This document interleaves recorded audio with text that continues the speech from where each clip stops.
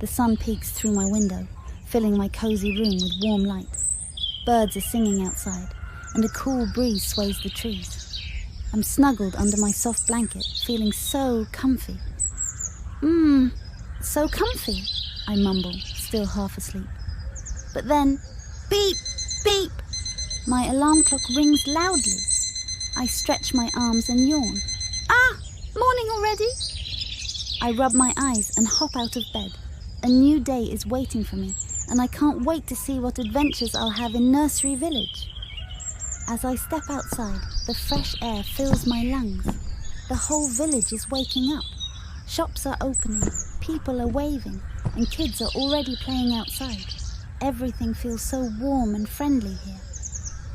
Time to visit the village store, I say to myself, remembering I need to buy something.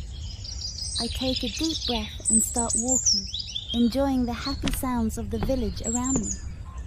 As I walk toward the store, I see 2 kids playing with a ball near the market. They notice me and wave excitedly. Hey there! Are you new in the village? One of them asks cheerfully. I'm Sara, and this is my brother Jack. The girl adds with a smile. Hi, I'm Chau.